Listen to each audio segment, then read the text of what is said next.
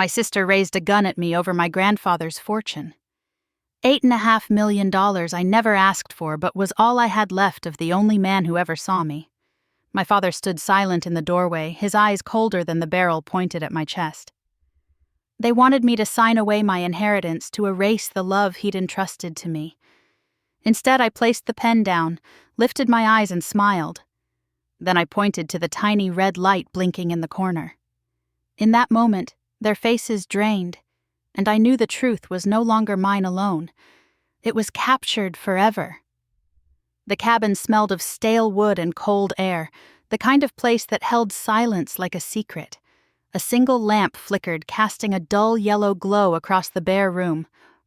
The table in the center was rough pine scarred with old scratches, and on it lay a neat stack of papers and a black pen perfectly aligned as if someone had rehearsed this moment. I stood at one end of the table, my pulse hammering though I forced my breathing to remain calm. Victoria stood opposite me, her lipstick perfect, her hair pulled back in a sleek bun, the picture of control, except for the way her hand shook as she dug into her purse. When she pulled out the gun, the room shrank. The metallic click echoed louder than it should have. Her eyes, once coldly amused, now burned with fury. "Sign it, Rachel!" She snapped, her voice sharp, cutting through the stale air. "Sign it right now! The $8.5 million belongs to me." The words felt unreal, like a line from a bad play, but the weapon in her hand was very real, and it was pointed directly at me. Behind her, near the door, my father Richard stood with his arms crossed. His jaw was tight, his face expressionless. He wasn't yelling, he wasn't moving. He didn't need to. His silence was approval. He wanted this to happen. Son. He wanted me to fold, to give in, to erase myself from the picture like I always had. I looked at him for a moment, searching for even a flicker of doubt, some sign that maybe this had gone too far. There was nothing. Just that blank, unforgiving stare. I lowered my gaze back to Victoria, then down at the pen on the table. My hand reached for it, slow, steady. The weight of the moment pressed on my shoulders, but I refused to let it show. I wrapped my fingers around the pen, placed the tip near the paper, and then set it down again with deliberate care. I lifted my eyes, meeting hers, and let the corners of my mouth curve into a small, controlled smile. Inside, my heart thudded against my ribs. The sound filled my ears, a drumbeat of fear. But I forced it down, swallowed it whole. I would not give her the satisfaction of seeing me shake. Victoria's nostrils flared. "Don't play games with me. You've always been the weak one, the screw-up. You think you deserve his money? You don't." "I do." "Now sign it." She thrust the barrel closer, her finger tightening on the trigger. I didn't move. I let my smile linger cool and unhurried. Then slowly I lifted my hand and pointed past her to the corner of the room where a faint red glow blinked against the wall. Her head snapped around, confusion cutting across her face. The red dot winked steadily back at her. "What the hell is that?" she hissed, voice trembling for the first time. Is that a camera?" I didn't answer. I didn't have to. The silence was enough. The small grin on my lips was enough. Behind her, Richard shifted just slightly, his eyes narrowing, his shoulders tense. He had seen it too. His expression faltered for a fraction of a second, the first crack in his carefully composed mask. Victoria's grip tightened on the gun. Her hand shook harder now, her jaw clenched so tight I thought her teeth might crack. The fury in her eyes turned to panic, and I could see the calculation running behind them. What to do? How to undo this? The lamp above buzzed, the yellow light flickering once. The whole room seemed to hold its breath. My chest rose and fell in slow, deliberate rhythm. Inside, my body screamed to run, to scream, to fight. But I stayed seated, calm, steady, smiling. "Look at me," I whispered, my voice low but firm. She swung her eyes back to mine, wide, almost wild. Then in the suffocating silence, the sound exploded. Sharp, deafening. The gun went off, a burst of fire and smoke filling the air. For a moment everything blurred. The smell of gunpowder, the sting in my throat, the echo bouncing off the wooden walls.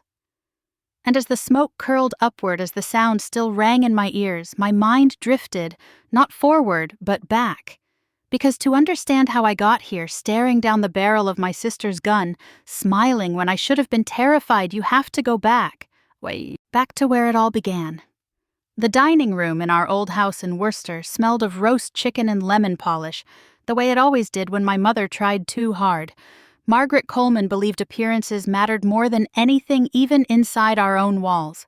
She moved around the table with quick, precise steps, setting down bowls of green beans, mashed potatoes, gravy. Her smile was tight, stretched too far like it had been glued there. At the head of the table sat my father, Richard. He had the evening paper folded beside his plate, but his eyes were fixed on Victoria. She was 17 then, polished and perfect, already talking about which law schools she would apply to. She leaned forward, her voice confident. My debate coach said I have the best chance in the regionals this year. If I win, I'll get a scholarship to Columbia. My father's eyes lit with pride. That's my girl. A Coleman making a name for herself. He lifted his glass of water and nodded like she had already won. I sat to his left in the spot that always felt more like an afterthought than a choice.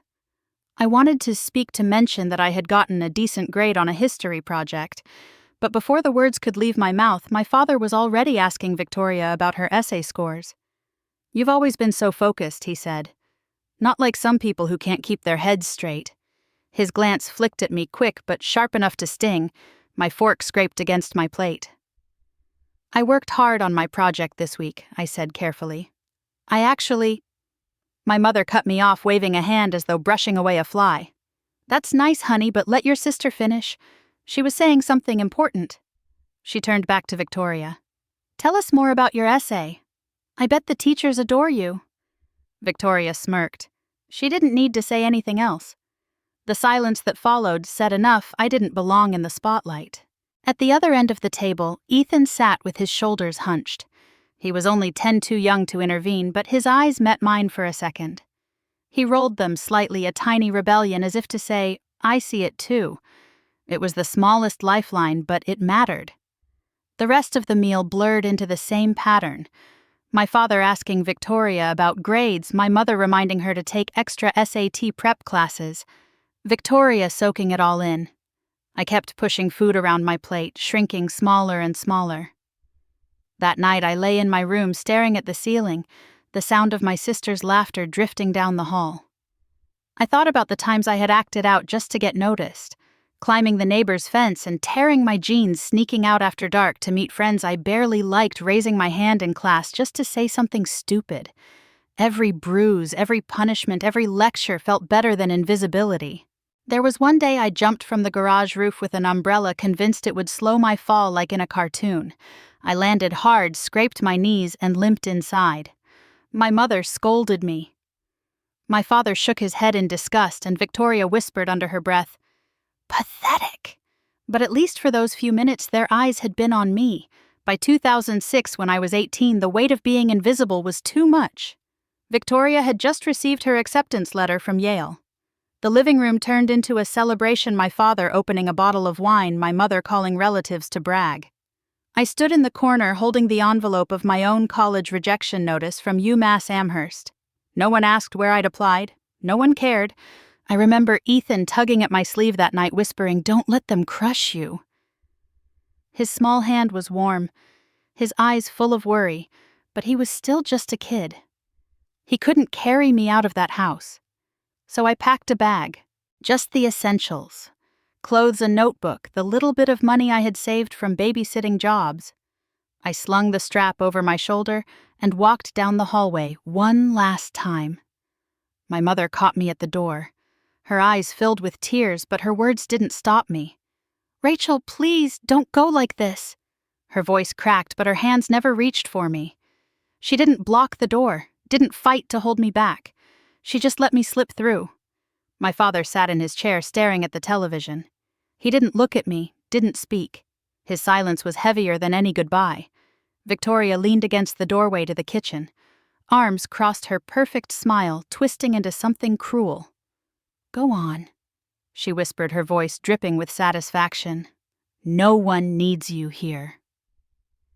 The night air outside was cool against my face, the streetlights buzzing above me. I tightened the straps of my backpack and kept walking one step after another, my legs shaking but steady. I didn't know where I was going or how I would survive, but I knew one thing for certain: I couldn't stay in that house in that family that never really saw me. And so I left carrying nothing but the weight of their rejection and the faint hope that somewhere, somehow, I could make myself visible. The cafe sat on the corner of a cracked sidewalk in Worcester, a place with flickering neon lights and chipped vinyl booths that always smelled faintly of burnt coffee. I used to meet my grandfather there on Saturday mornings when the rest of the family couldn't be bothered. He would already be waiting in his usual booth, back straight, eyes bright beneath his weathered cap. George Whitman didn't dress like anyone who might have more than a few dollars to his name. His jacket was patched at the elbows. His shoes scuffed so badly they looked older than me. "Sit, Rachel," he'd say, sliding the sugar jar toward me even though I never took sugar. His hands were rough, the calluses from decades of carpentry still thick on his palms. We would order 2 cups of coffee, sometimes a plate of toast if he was feeling generous. He'd talk while I listened. Not about politics or stock markets or anything grand. He talked about the years he'd spent swinging a hammer, about building porches and fixing roofs. He told me about enlisting in the army back in the 40s, about nights spent in barracks that smelled of sweat and fear, about watching men laugh even when everything around them was falling apart. He never told those stories with bitterness. They came out plain, like he was telling me the weather forecast. "Work's work," he said once, stirring his coffee slowly. "You show up, you do your best, you go home. That's all there is to it." At family gatherings, my parents rolled their eyes at him. "Your grandfather looks like he just came from a soup kitchen," my mother muttered once, smoothing the tablecloth as if his presence alone made it wrinkle. My father sighed embarrassed whenever George showed up in his old corduroy jacket. Victoria wouldn't even hide her sneer. "He smells like sawdust," she whispered once, loud enough for me to hear. But when I sat across from him in that cafe, none of that mattered. His voice was steady, his gaze sharp, and I felt more seen in those cracked booths than I ever did in my own home. One morning, as the waitress dropped the check on the table, he reached into his wallet. The thing was so worn it looked like it might crumble. He pulled out a few bills, creased and soft with age. "Orden." I leaned forward quickly, sliding my own crumpled $10 bill onto the tray before he could. "Grandpa let me get this one," I said. He looked at me, lips curling into the faintest smile, eyes twinkling like he knew something I didn't. "Rachel," he said, shaking his head. "I can pay for my own coffee. I know I insisted, pushing the bill closer. But you've done enough. Let me do this." He chuckled, folding his wallet shut and letting me win. But as we stood to leave, he placed a hand on my shoulder. "Even if I were rich," he murmured, voice low enough only I could hear, "I'd live exactly the same. Because once people know you've got money, they stop seeing you. All they see is what they want from you." The words sank deep, even though I didn't fully understand them then. In 2018, when the call came that he had passed, I sat on the edge of my bed for a long time, staring at the wall. 92 years. It wasn't unexpected. His health had been failing, his steps slower, his hands shaking when he lifted his coffee cup. But the finality of it hit me harder than I could admit. He had been the one constant, the one person who looked at me without judgment. The funeral was small, too small for a man who had lived so long. A handful of old army buddies shuffled in their uniforms, snug on frail frames. A few neighbors came, faces I barely recognized. My parents stood stiff, treating it like an obligation. Victoria whispered to one of her friends. This could have been an email, as if saying goodbye to him was a chore. I stood by the casket longer than anyone else. His jacket was neatly folded, the one with patches on the elbows. His shoes had been polished for the first time in years, but they still carried the marks of the life he had lived. I traced the edge of the wood with my fingers, biting back tears. When the service ended, the room emptied quickly. My parents rushed to the car, eager to get back to their lives. Victoria slipped out without a glance back. Ethan hovered beside me, awkward in his too big suit, his small hand brushing mine for just a second before he followed them. And then it was just me standing alone in the quiet, staring at the man who had been my anchor. I wanted to tell him thank you.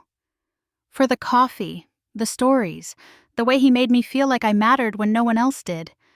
But the words stayed lodged in my throat. As the funeral director closed the lid, I felt something collapse inside me. The cafe booths would be empty now. The stories would go untold. The steady voice that reminded me I wasn't invisible had gone silent. When I walked out into the cold November air, the sky was gray and heavy. The world looked the same, but nothing felt steady anymore. For the first time, I understood what it was to be truly alone. The office smelled of old paper and stale coffee, the kind of scent that seeps into the walls of every law firm in downtown Boston. The blinds were half drawn, filtering the October sunlight into pale stripes across the conference table. I sat at the far end, my palms pressed flat against the cool wood, willing myself not to fidget. Michael Harris, the attorney who had handled my grandfather's affairs, adjusted his glasses and shuffled the papers in front of him. His voice was calm, steady, practiced. But the air in the room was anything but calm. My family sat around me like a jury ready to deliver a verdict. Victoria leaned toward Ethan, whispering just loud enough for me to hear, "Probably a box of moth-eaten socks." That's all he ever had. Her smirk stretched thin and cruel. Ethan shifted uncomfortably in his chair, staring down at his hands. He wasn't laughing. He never laughed at her jokes, though he rarely spoke against them either. Across the table, my father let out a short, humorless chuckle. "Maybe an old hammer if we're lucky," Richard muttered. My mother pressed her lips together, fussing with the strap of her purse as if straightening it could straighten the moment. My chest tightened.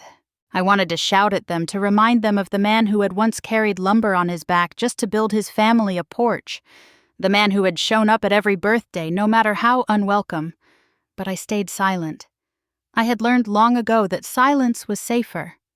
Harris cleared his throat, his eyes scanning the room. "If everyone is ready, I'll begin." The rustle of paper sounded louder than it should have. I held my breath as he read the first lines, the legal phrasing flat and impersonal. "This is the last will and testament of George Whitman." His voice carried over the hum of the old radiator, filling the room with words I couldn't grasp, until he said my name. To my granddaughter Rachel Coleman, I bequeath the entirety of my estate valued at $8.5 million. The words slammed into the air like a gunshot. The room froze. I felt the blood rush in my ears, a roaring tide that drowned out everything else. $8.5 million. Entirety of his estate. My name. For a long moment, no one spoke. You could have heard the blinds creak against the window. Then Victoria shot out of her chair so fast it scraped against the floor. "No!"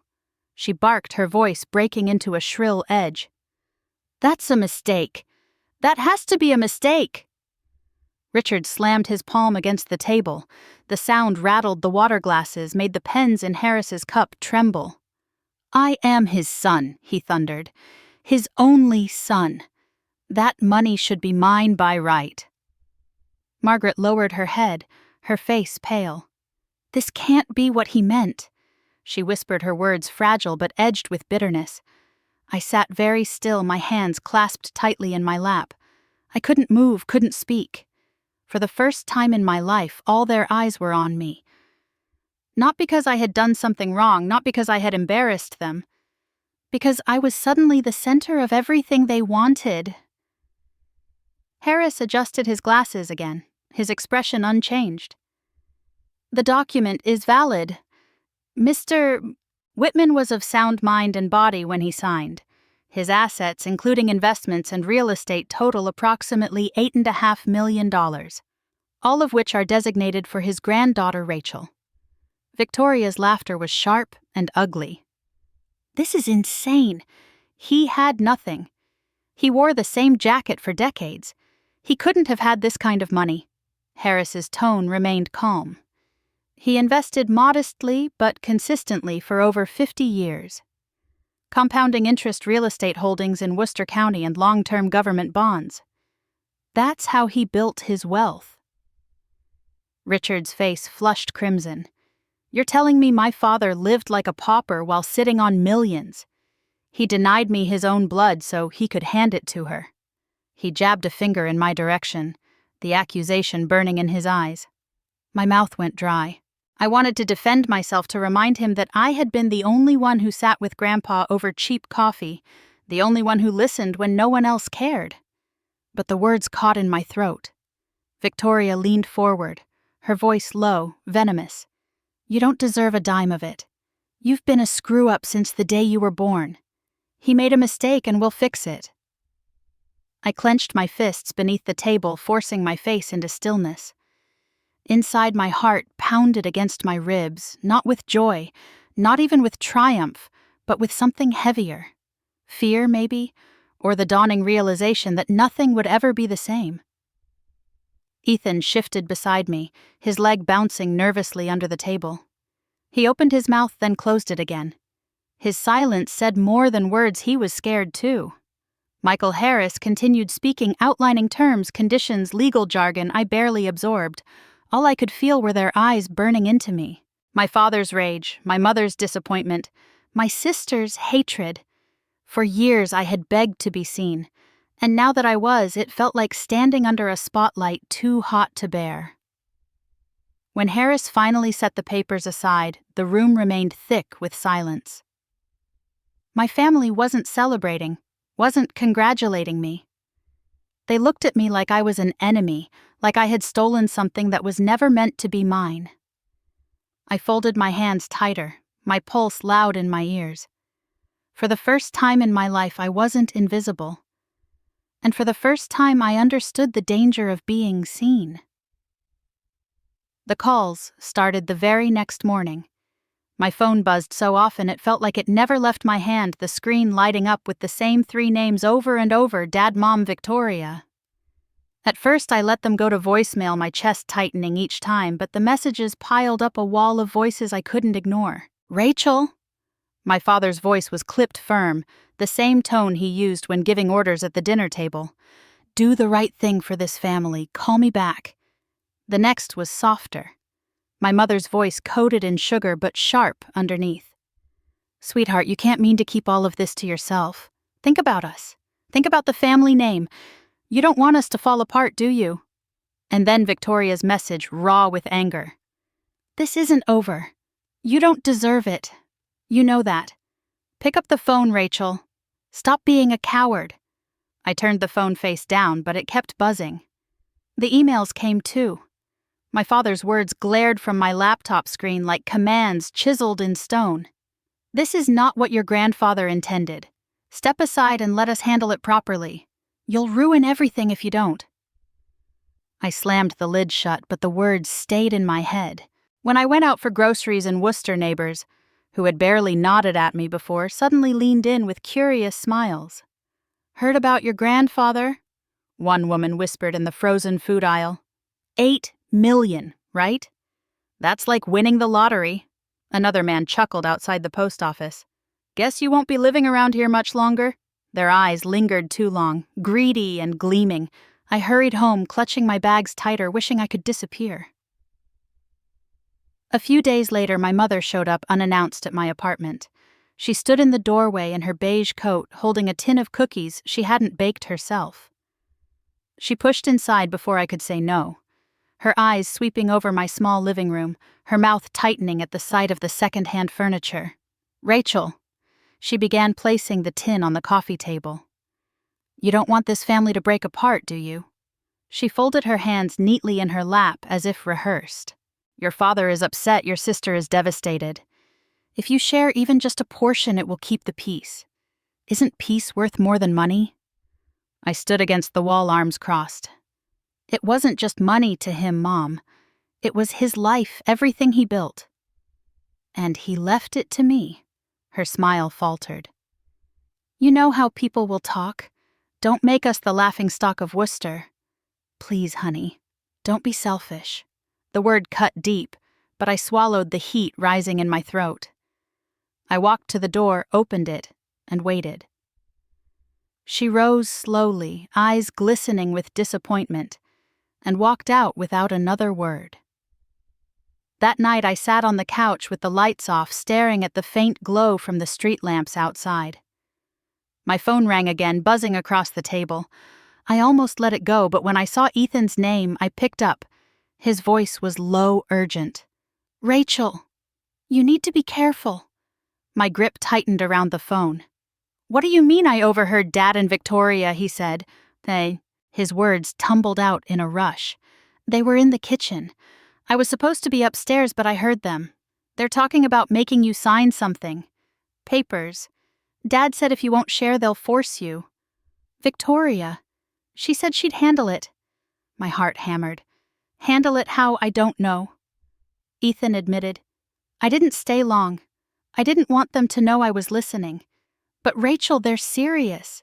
Dad was drafting something. Victoria kept saying you'd regret it if you didn't give in."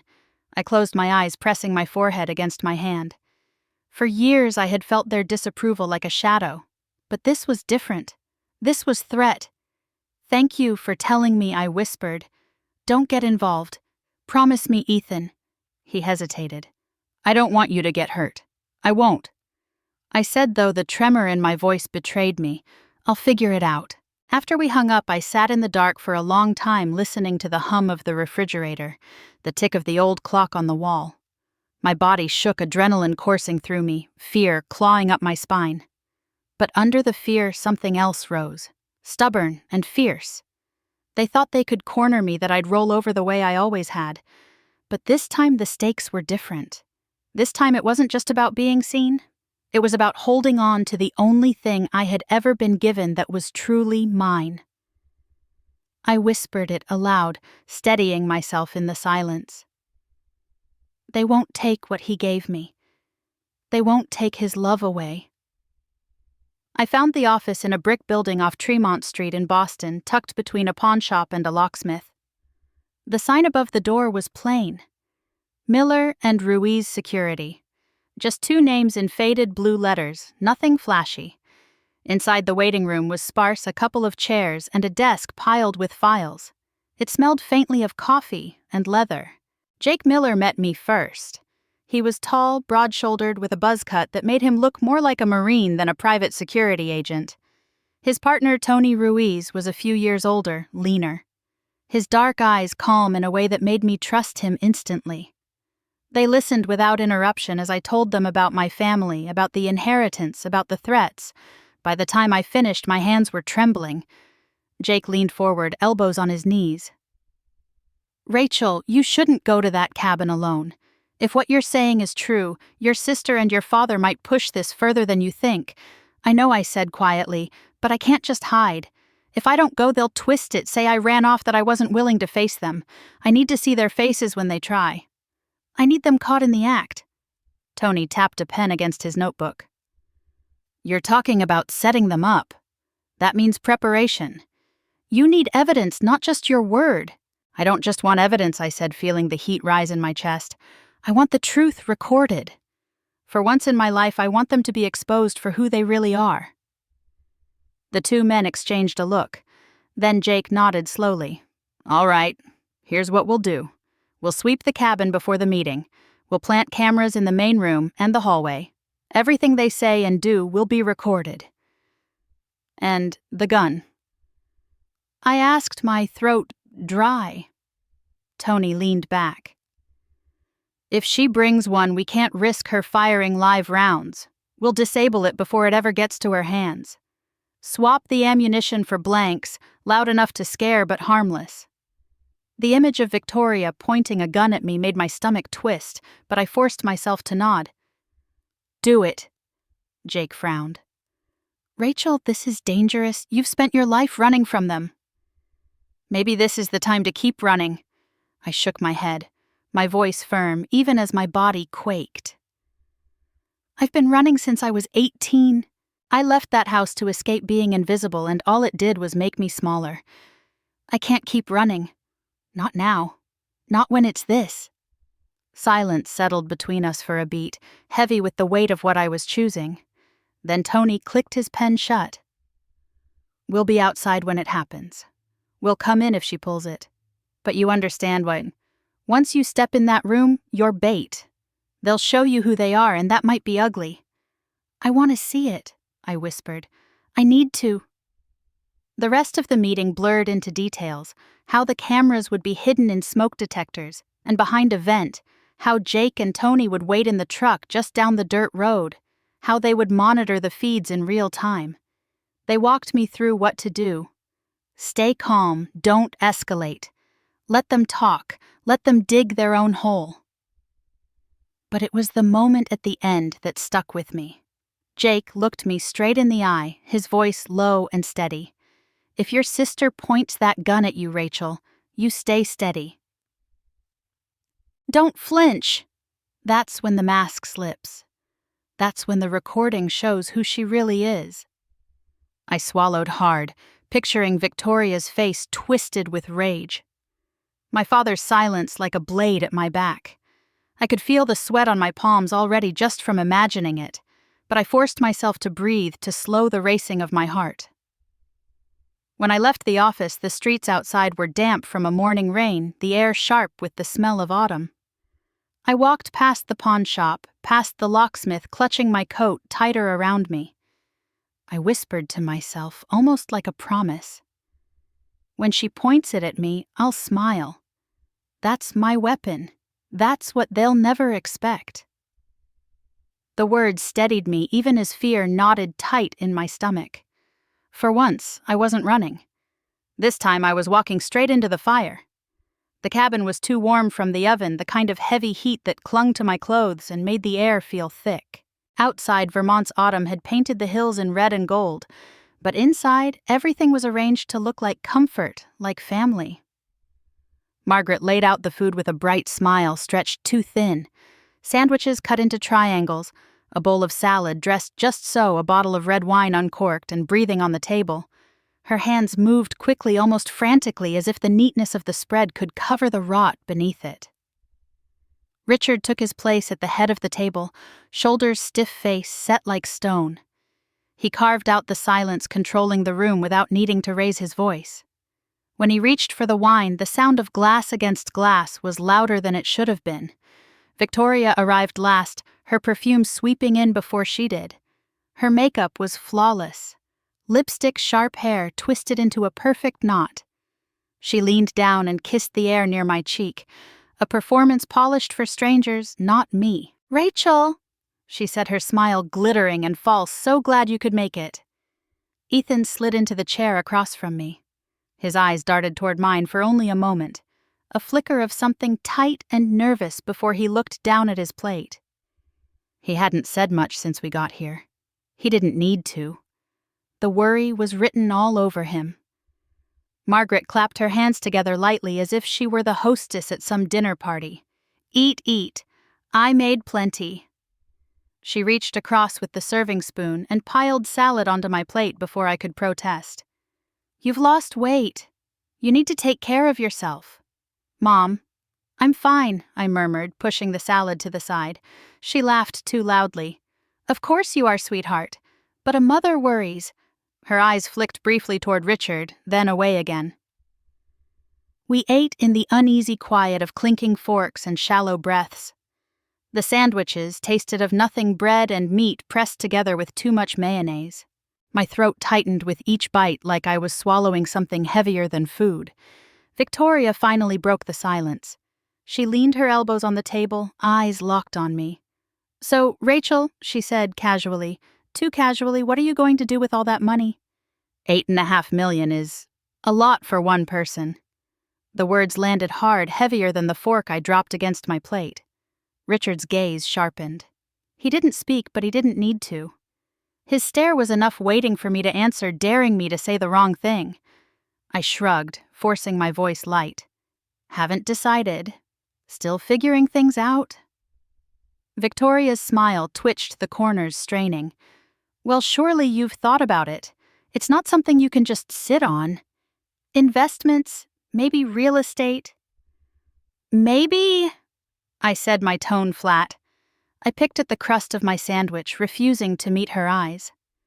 The silence that followed was suffocating. Margaret kept filling plates, her hand trembling just slightly as she spooned more potatoes onto Ethan's dish.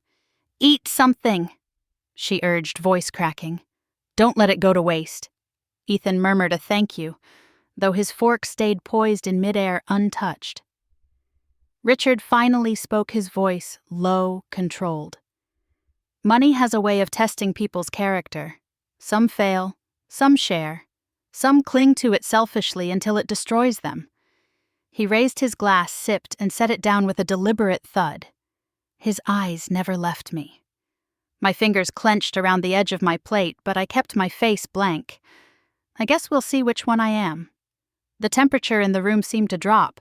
The only sound was the scrape of forks and the faint crackle of the fire in the wood stove. No one spoke again for several long minutes, each of us pretending to eat, pretending this was just a family meal, pretending there wasn't a storm swelling beneath the surface. I chewed, swallowed, forced myself to breathe. Around me, their masks of civility slipped and tightened again. The food might have been plentiful, the table set neatly, but every bite tasted like the tension that coiled tighter with each passing second. And as I sat there, pushing salad around my plate, I felt the weight of it pressing in. The false warmth, the eyes watching, the quiet battle lines being drawn. The storm was coming. We were all just pretending not to hear the thunder yet. Victoria set her fork down, her smile frozen but her eyes hard. "Rachel," she said, wiping the corner of her mouth with her napkin, "there's something we should talk about. Privately." Richard pushed his chair back with a scrape that cut through the heavy silence. He didn't look at me, just rose and gestured toward the hallway. "Come on," he said flatly. Ethan shifted in his seat as if he wanted to speak, but one sharp glance from Victoria shut him down. Margaret busied herself stacking plates, her hands shaking just enough to rattle the silverware. I followed Richard and Victoria down the narrow hallway, my stomach knotting tighter with every step. The room they led me into was bare except for a heavy wooden table and 2 chairs. A single lamp on the wall cast a dull glow, making the shadows stretch too far. On the table, centered perfectly, lay a stack of papers and a pen. Richard stopped near the door, crossing his arms. His voice was clipped, stripped of all warmth. "Sign it, Rachel. Do this, and we can put all this ugliness behind us. The family will be at peace." I stepped forward, the floor creaking beneath my shoes. My fingers brushed the top page. Legal language spilled across it in dense lines, but it didn't take long to see the heart of it. The entirety of my grandfather's estate, every cent of the $8.5 million transferred to Victoria Coleman. Not a share, not even a fraction. Everything. A laugh broke out of me before I could stop it, dry and bitter. "This isn't a peace offering," I said, holding the page up so it shook in my hand. "This is theft in broad daylight." Victoria's mask slipped. She slammed her hand down on the table, leaning close enough that I could smell her perfume turning sour with anger. "You don't deserve any of it. You were never anything but a screw-up. You think Grandpa saw something in you? He made a mistake, and now you're going to fix it." My chest tightened, but I met her glare with one of my own. If I was such a mistake, then why did he trust me? Why not you, the golden child? Her face flushed crimson. "Shut up." Richard's voice cut through the tension, low and controlled, but edged with threat. "Think about your mother, Rachel. You really want to put her through this humiliation. You want to tear this family apart. Sign the papers and end it." I turned slowly toward him. His expression was unreadable, but his eyes were sharp, daring me to defy him. For a moment, I felt 12 years old again, small and powerless under his gaze. But I wasn't 12 anymore. I placed the paper back on the table with deliberate care, sliding it so it lay perfectly aligned again. My voice was steady when I spoke. "No." Victoria's breath caught her eyes widening.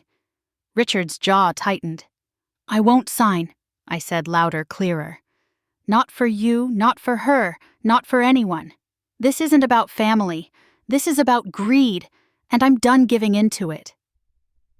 The silence that followed was thick, vibrating with fury held just beneath the surface.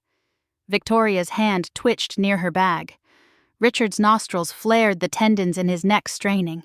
My heart was pounding, but I stood my ground. For the first time in years, I wasn't shrinking. I wasn't running. I met their eyes one by one and repeated it, almost daring them to push further.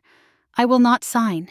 Victoria's hand moved in a blur, reaching into her bag and pulling out the gun I had dreaded and expected all at once.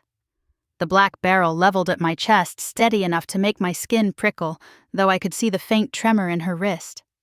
"Sign the damn papers," she screamed, voice cracking her finger tense on the trigger. Richard stood close by his silence, sharp as a blade. His jaw clenched, his eyes narrowed, and for a second I thought I saw something flicker. Fear, maybe, but it vanished as quickly as it came. He wasn't going to stop her. He wanted this done. From the kitchen, my mother's voice floated down the hall, oblivious and sweet. "Tea's ready," she called, as though we were still just a family sharing sandwiches and laughter. I let out a slow breath, placed the pen gently back on the table, and lifted my chin. The edges of my mouth curved upward, small but deliberate. A smile, the kind that burned hotter than anger. Victoria's eyes widened, confusion colliding with rage. "What the hell are you smiling at?" I lifted one hand, calm and unhurried, and pointed toward the corner of the room. Her gaze snapped around, landing on the faint red glow blinking steadily against the wall. A camera. Its tiny light blinked like a heartbeat in the shadows. The blood drained from her face. "What is that?" she hissed, her voice trembling now. "Is that a camera?" Her hands shook harder, the barrel jerking slightly as she turned back to me. My smile held sharp as glass. "You're being watched," I said quietly.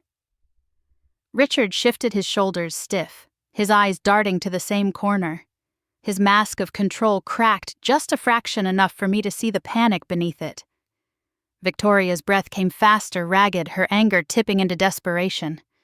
"No," she muttered. "No, no, no."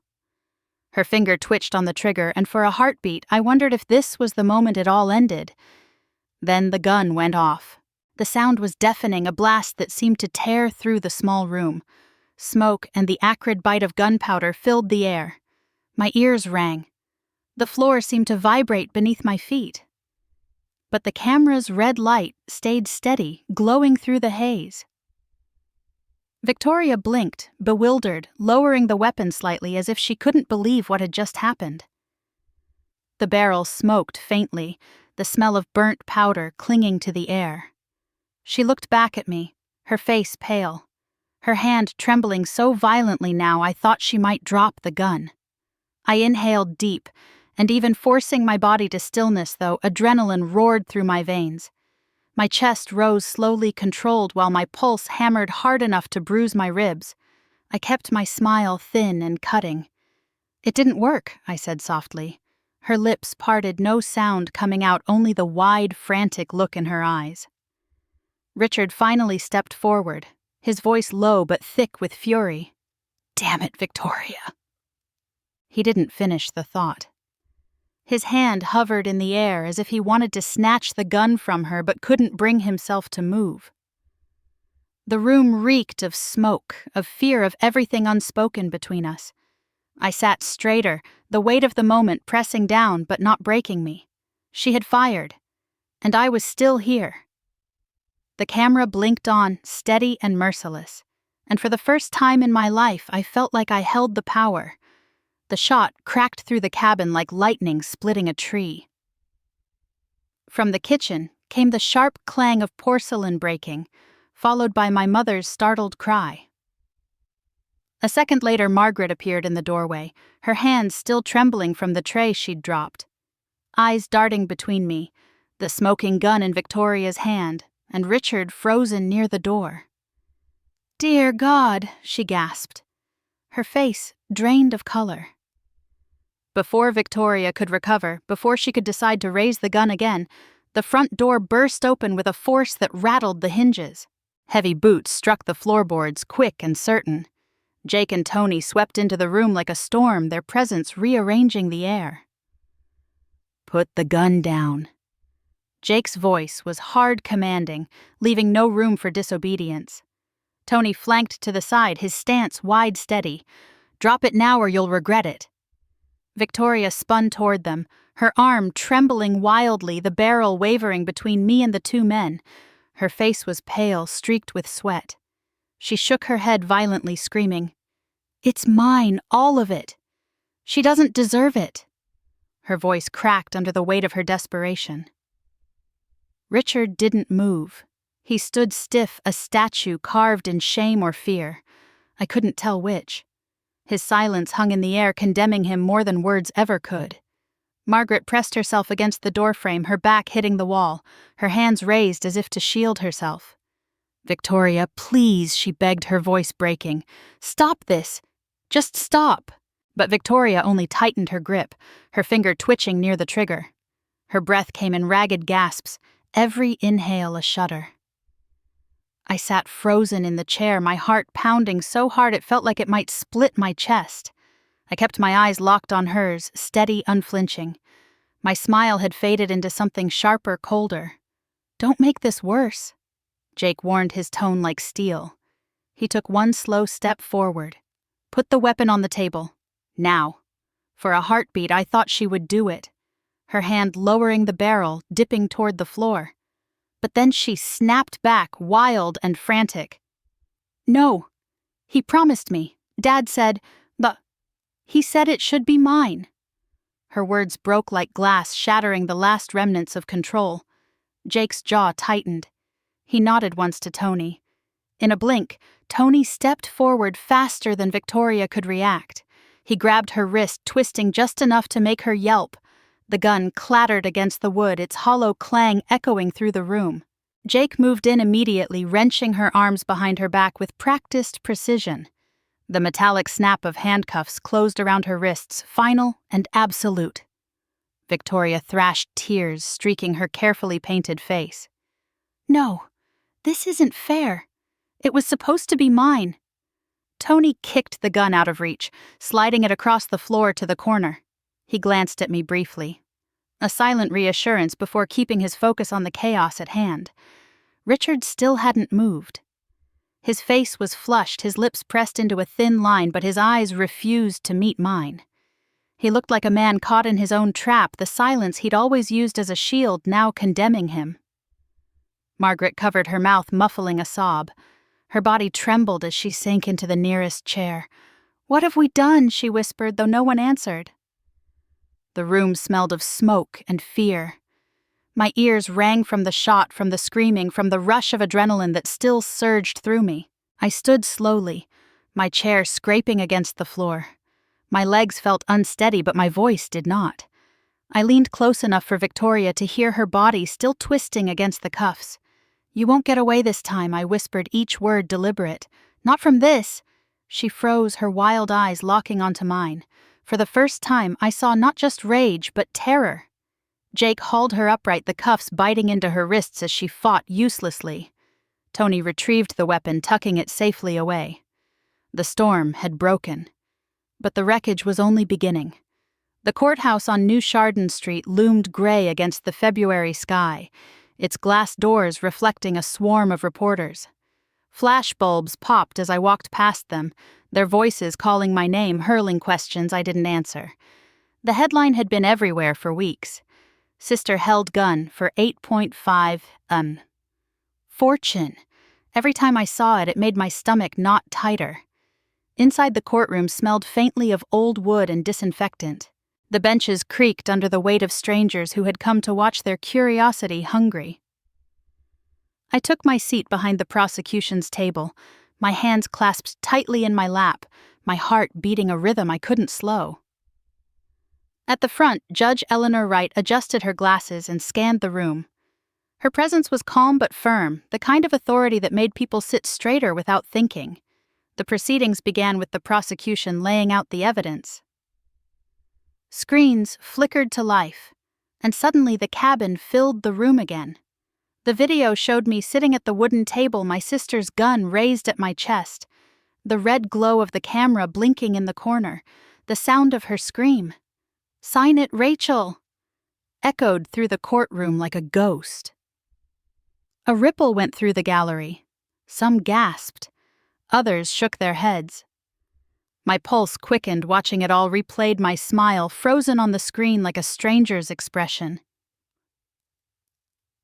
The defense tried to speak of stress, of misunderstanding, of family tension boiling over, but their words dissolved under the weight of the footage. Then Ethan was called to the stand. My little brother, now 27, walked slowly to the witness chair. He glanced at me before sitting his jaw tight. He told the court about the night he overheard our father and Victoria whispering in the kitchen about the words he'd carried like stones until he couldn't anymore. They said Rachel didn't deserve it. They said they'd make her sign. My father, he didn't stop her. He wanted it done. His voice cracked, but he didn't look away. For the first time, Ethan wasn't just my quiet ally in the shadows. He was standing in the light, choosing the truth. Victoria sat at the defense table, her hair pulled back, her makeup smudged from tears. As the video played again, she shook her head violently, muttering, "No, no," under her breath. When Ethan spoke, she lunged to her feet, shouting, "He's lying. He's always taken her side." The bailiff forced her back into her seat. Richard never shouted. He sat rigid, his eyes fixed on the floor, but his silence spoke louder than her screams. Finally, the moment came. Judge Wright's voice was steady as she read the verdict. Victoria Coleman, for the crime of assault with a deadly weapon and attempted coercion, you are sentenced to 7 years in state prison. The gavel struck once. Victoria wailed, her hands clutching at the table as officers moved to escort her away. "It's mine," she sobbed. "It was supposed to be mine." Richard Coleman. The judge continued, for aiding and abetting and conspiring to commit financial coercion. You are sentenced to 2 years in county prison. My father's head finally dropped. For the first time in my life, I saw him small, not powerful, not commanding, just small. Margaret Coleman. Judge Wright said, her tone firm, but tinged with disappointment for your role in facilitating and failing to report these actions. You are sentenced to 1 year probation and 200 hours of community service. My mother burst into tears, begging the judge for leniency. Her voice cracked as she promised she had only wanted peace, that she hadn't known how far things would go. But the gavel struck again, sealing her fate. The room buzzed with voices, reporters scribbling, spectators whispering. But for me, everything went quiet. I stood still, my hands resting on the wooden bench in front of me. My face didn't break into a smile. My chest didn't swell with triumph. All I felt was the release of a weight I hadn't realized I'd been carrying since childhood. As Victoria's sobs echoed down the corridor, as my father shuffled away in handcuffs, as my mother's cries filled the room, I closed my eyes and let out a long breath. It wasn't victory. It wasn't joy. It was something simpler, something quieter. Justice. Finally. 5 years later, the world around me looked ordinary. Our little house sat on a quiet street in Dorchester, just another 2-story, with peeling white paint and a maple tree in the front yard. The neighbors waved as they walked their dogs or carried groceries, and we waved back. To them, we were just another middle-class family, nothing more. Awesome. That was exactly how I wanted it. Inside, life moved at a gentler pace. Anna, my wife, taught 2nd grade at the local elementary school. Her laughter carried through the kitchen as she packed Lily's lunch each morning. Lily, now 5, chased the cat across the hallway, her ponytail flying, her giggles filling the house with a warmth I never knew growing up. At night, after the dishes were done and the toys tucked away, we'd sit on the couch with a blanket, her head resting against my shoulder, the television humming softly in the background. The fortune my grandfather left me was still there, quietly working in the background like a heartbeat. I had used some of it carefully, never loudly. A trust fund sat in Lily's name, a promise that she would never have to depend on anyone else for safety. I paid Ethan's tuition at Boston University Law School, watched him walk across the stage in his cap and gown, pride swelling in my chest. Later, I handed him the keys to a modest condo in Cambridge, his first place that was truly his own. He hugged me so tightly that day I thought my ribs might crack. Anna and I allowed ourselves small luxuries. A trip to Italy, wandering the cobbled streets of Florence with gelato dripping down our hands. A week in Japan standing beneath cherry blossoms as pink petals rained down. A summer in the Pacific Northwest hiking trails that smelled of pine and salt air. But when we came home, we slid back into the rhythm of simple living. Our car was sensible, our clothes unremarkable, our grocery bags filled with the same brands our neighbors bought. Sometimes late at night when the house was still, I thought of my grandfather. His worn jacket, his coffee cup stained at the rim, the way he said it so casually. Once people know you've got money, they stop seeing you. All they see is what they want. He was right. I had seen it in my father's hungry eyes, in Victoria's shaking hands on the trigger, in the whispers that rippled through the neighborhood when the will was read. But he had also left me the chance to live differently, to choose what to show and what to keep hidden. My parents' sentences had come and gone. Richard served his time in county prison and slipped back into the world with the same silence he had always carried. Margaret completed her community service, her hands blistered from work she had never done before. I hadn't spoken to either of them since. They didn't reach out, and I didn't feel the need to break the quiet. Victoria's years behind bars were still ticking away. Sometimes I wondered what she told herself in the dark of her cell, whether she still believed it should have been hers, or if she finally realized the truth. But I never visited, never wrote, never gave her the satisfaction of my attention. One evening, as I tucked Lily into bed, she asked why I always smiled when we counted her piggy bank coins together. "It's not much," she said earnestly, "just dollars and quarters." I kissed her forehead and whispered, "It's enough. As long as you know it's yours, it's enough." She grinned, pulling the blanket up to her chin. In that moment, I felt lighter than I had in decades. The life I built wasn't glamorous. It wasn't the kind that turned heads or sparked envy. But it was mine. Quiet, steady, safe. For the first time, I lived without the constant weight of being unseen or unloved. I wasn't invisible anymore, not because of money, not because of inheritance, but because I chose where to stand and who to stand beside. I thought of my grandfather again, his hand on my shoulder, his voice low and certain. I finally understood. To be ordinary in the eyes of the world was the greatest freedom I could have asked for. And I chose it. I chose to be just another woman on a quiet street in Boston, walking my daughter to school, holding my wife's hand in the grocery store, smiling at neighbors who would never guess the story behind my front door. Because that, I realized, was true freedom. If you've ever been betrayed by your own family, what would you do? Would you fight back, or would you walk away?